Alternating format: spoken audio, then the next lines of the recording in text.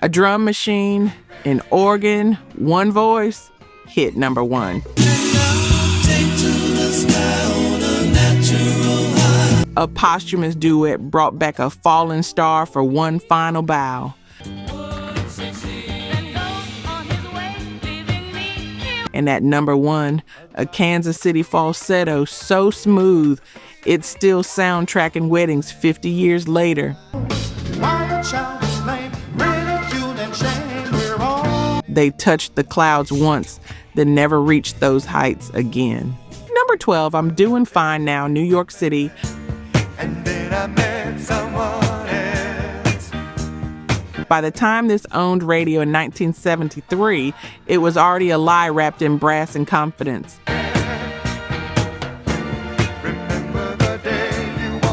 Produced by Tom Bell at his peak, this Philadelphia gem had shimmering horns, tight harmonies, and the swagger of someone healing from heartbreak who's not quite there yet.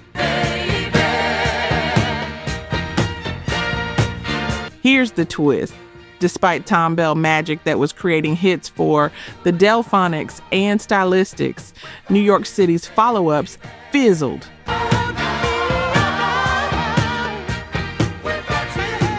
Notice how the horns strut with just enough confidence to make you believe the lie, while harmonies cushion the vulnerability underneath.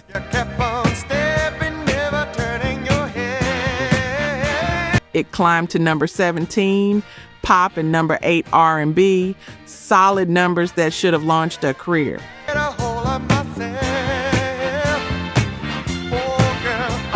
You could hear it spilling from Cadillacs in Brooklyn or late night on WBLS, giving the brokenhearted something to groove to. Then the group vanished, leaving one perfect moment of slick heartbreak soul.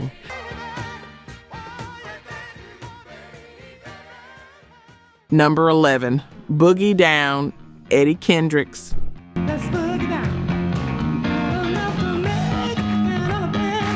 He had hits with the Temptations, but in 1973, this was Eddie Kendricks proving he could own Saturday Night Solo.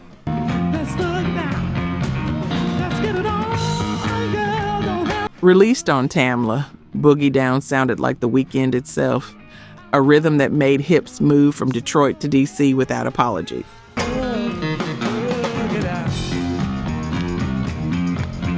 It was his highest charting solo single, hitting number 2 pop and number 1 R&B.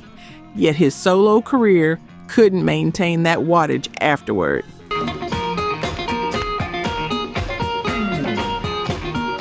Here's the kicker. Producers Frank Wilson and Leonard Caston never replicated this magic with Eddie again, despite multiple attempts.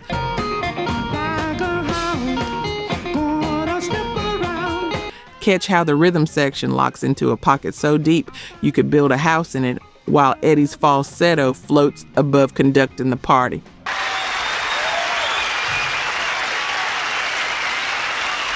Picture it, bell-bottom swishing, mirrored balls spinning, this beat thumping through neighborhood parties as dance floors reach critical mass.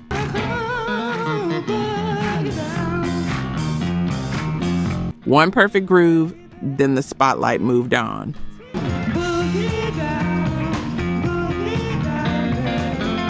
You know what breaks my heart a little? Only 1% of the people who watch R&B vinyl are actually subscribed. 99 out of 100 of you keep coming back, vibing with the grooves, feeling the stories, reliving the voices that built soul itself, but you still haven't hit that button. Think about it. You've spent time here, maybe even rediscovered a song that hit you right in the chest. And yet, you're walking away before the next track drops. Subscribing costs nothing, not a cent, but it means you'll never miss the moments that remind you who you were when that record first played. R&B vinyl isn't just music, it's memory, it's heritage. It's the pulse that still beats under everything we love. Don't just listen from the sidelines. Be part of the 1% who keep the soul alive. Hit subscribe, stay, groove, and keep the record spinning with us. Number 10, Why Can't We Live Together? Timmy Thomas. Can't we live together? Just a drum machine, an organ, In one pleading voice, that's all Timmy Thomas needed to hit number 1 R&B and number 3 pop.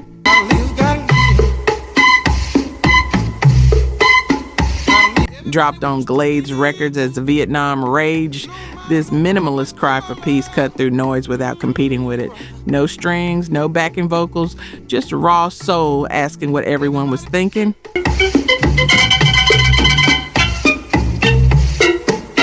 Here's the astonishing part. It seems impossible for something so stripped down to climb that high in an era of elaborate production.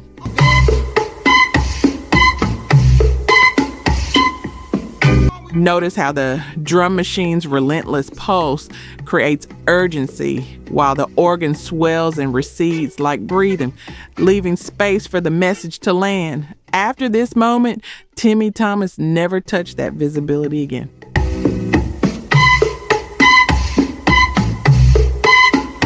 Still, the track echoes in samples decades later. Drake even used it in Hotline Bling, a one-hit wonder, but timeless in ways charts can't measure. Why can't we live together? Number 9, Superfly meets Shaft. John and Ernest Seems to be the problem. I got ants in my pants and I need to dance. Just arriving at the radio DJs turned novelty artists who pieced together dialogue using R&B lyrics. Can we call you? Whenever you call me, I'll be there. Imagining blaxploitation heroes Superfly and Shaft meeting. And somehow it worked. Doing in there. Holding hands, making all. Released on Rainy Wednesday Records, this wild blend of storytelling and funk was clever, funny, and groovy enough to make you move while you laughed. You know what I know. I don't know. How do you know? Your best friend wrote and told me. It hit number 31 pop and number 15 R&B, then disappeared like a late night rerun nobody recorded. Yeah. Now that the president has called you into the case, what will you be doing? Chasing. But in 1973, this was the track that made house parties memorable. Everyone stopped to listen, then immediately started dancing. And you, sir, can you describe the suit Superfly was wearing? Red and yellow. Hear how they weave dialogue samples into the rhythm itself, making the joke part of the groove rather than interrupting it. Of Superfly. Excuse me, Freddie. One-time lightning strike from DJs who knew how to read a room and capture a cultural moment perfectly. Still with us? Drop Which Forgotten Gem is hidden different. We interrupt this record to bring you a special bullet. Number 8, The Day I Found Myself, The Honeycomb. I thought I knew. And he used to treat me any old way. After their 1971 number 1 smash, Want Ads, The Honeycomb returned in 1973 with something deeper.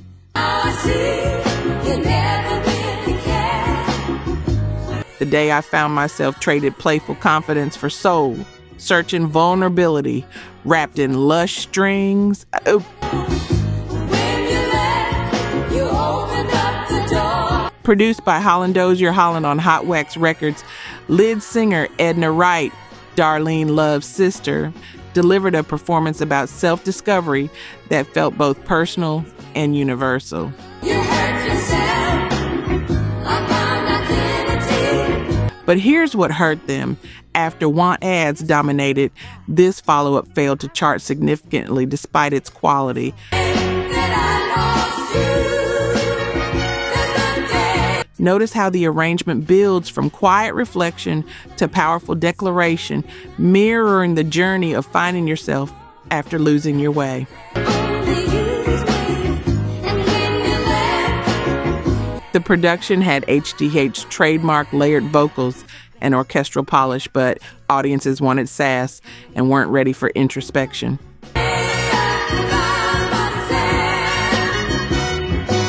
The group dissolved shortly after, leaving behind range of most people never heard.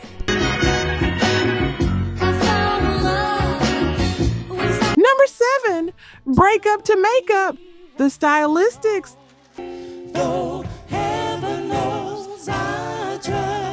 The Stylistics were far from one-hit wonders. But breakup to makeup in 1973 showed them at a fascinating crossroads.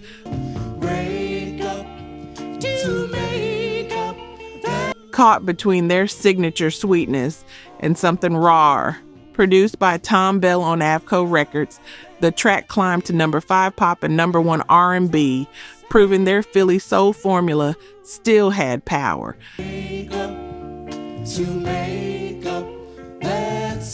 But here's what made it different. Instead of pure romance, this explored the toxic cycle of breaking up and reconciling, a pattern many recognize but few admitted.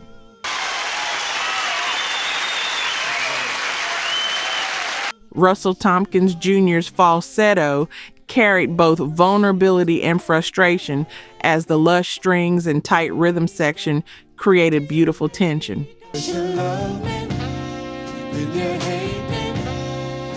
Notice how the arrangement mirrors the push-pull of the relationship itself, building, breaking, then rebuilding in an endless loop.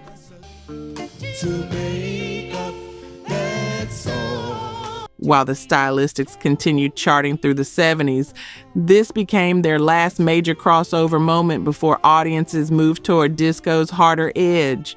The track remains a masterclass in making dysfunction sound beautiful.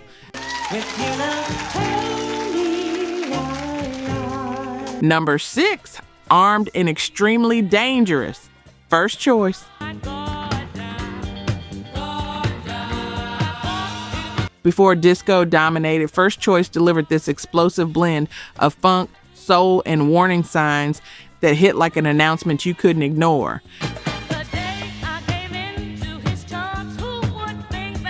With powerhouse vocals from Rochelle Fleming, the song told a story of love turned risky, wrapped in wah-wah guitars and gospel fire.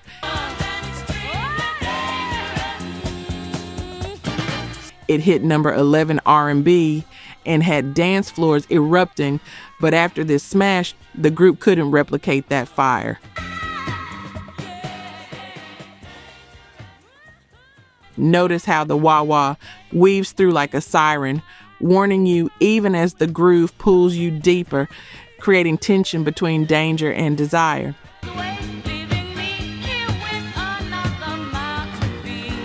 Picture the house party, the beat building as dancers made space, the crowd shouting the chorus in perfect time like a collective warning.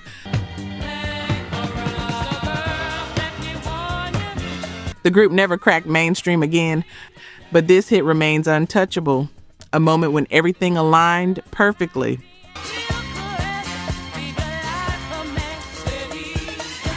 If these 1973 classics are stirring memories, smash that like. Number 5, Ghetto Child, The Spinners.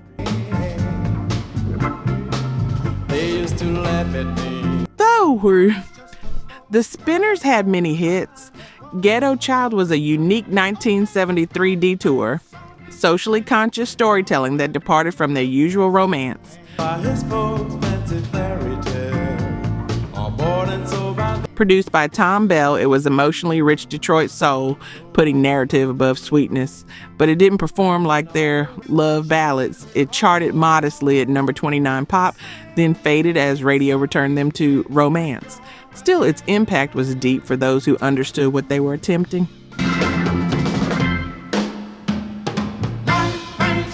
This was kitchen table storytelling, streetlights flickering, dreams shaped by hardship, hope alongside struggle.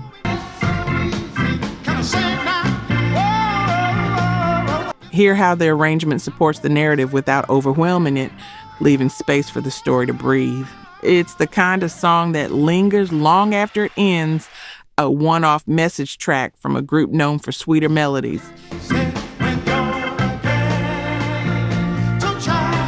Number 4, help yourself, The Undisputed Truth.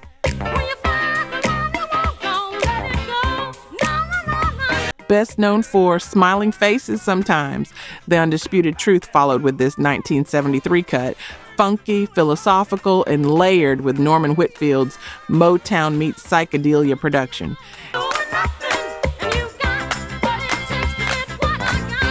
It barely cracked charts, but stuck with those who heard it like a message they weren't ready to receive. With haunting harmonies and Whitfield's signature fuzz guitar, it was a sermon dipped in wah-wah telling folks to look inside and find strength.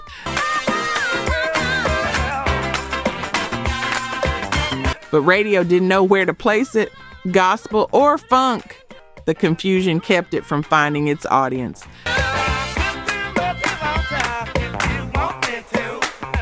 Notice how the production creates layers feeling both expansive and claustrophobic, mirroring the internal journey described.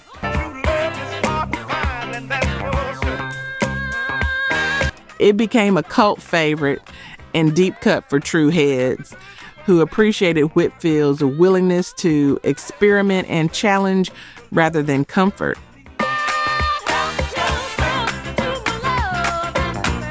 Number 3, Dancing in the Moonlight, King Harvest. We get it almost every night. King Harvest, Dancing in the Moonlight became a 1973 feel-good classic, yet the band behind it disappeared almost as quickly as they arrived.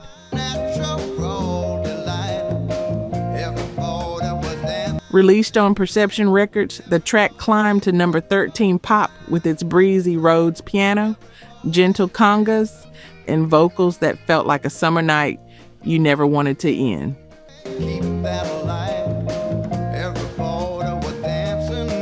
Written by Sherman Kelly after a traumatic experience in the Virgin Islands, he transformed darkness into light, creating something purely joyful.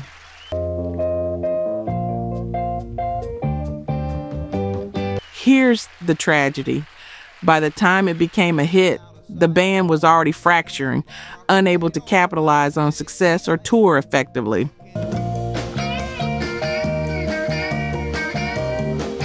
Notice how the Rhodes piano creates that hypnotic circular groove, while the congas add warmth that makes everything feel effortless and timeless.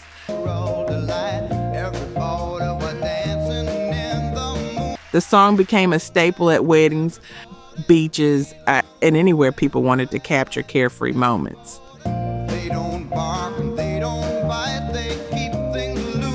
King Harvest released follow-ups that went nowhere, and the group dissolved, leaving behind one perfect summer anthem that has been covered countless times but never quite matched. The original still sounds like barefoot dancing under stars.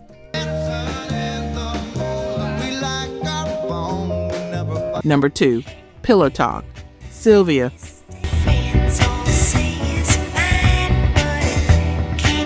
Before she became the godmother of hip-hop as founder of Sugar Hill Records, Sylvia Robinson shocked R&B radio in 1973 with something nobody expected, a sensual slow jam so provocative stations debated whether to play it.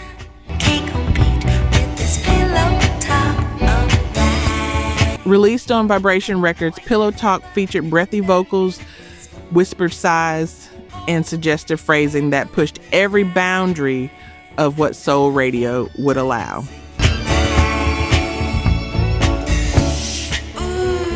The track was built on a slinky bass groove and shimmering strings that created an intimate atmosphere impossible to ignore.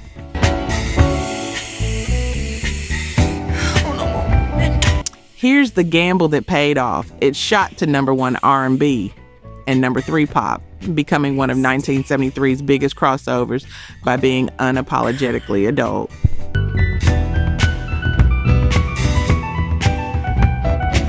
Notice how the bass moves like a slow dance in a dark room while strings shimmer overhead, creating thickness you can feel. You know,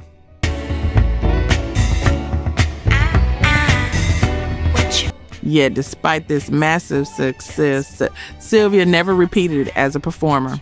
Her legacy shifted behind the scenes, where she'd helped birth hip-hop by producing Rapper's Delight. As a singer, though, Pillow Talk stands alone as a provocative wonder that prefigured the Quiet Storm sound. Number 1, Natural High, Bloodstone,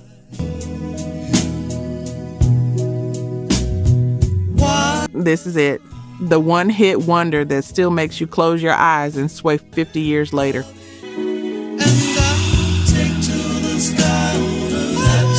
Kansas City's Bloodstone released Natural High in early 1973, and it felt like a warm Sunday breeze you wanted to last forever.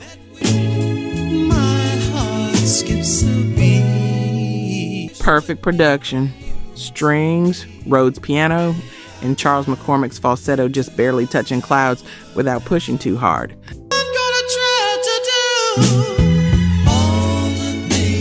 They climbed to number 4 R&B and number 10 pop, but never reached those heights again.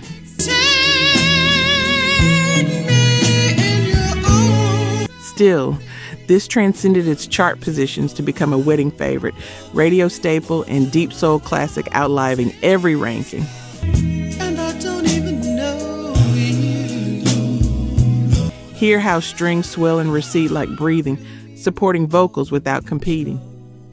Even today, one note transports you back to 1973, slow dancing with someone special, or dreaming about when you would. This is why we remember one-hit wonders. One perfect song can leave a lifetime mark.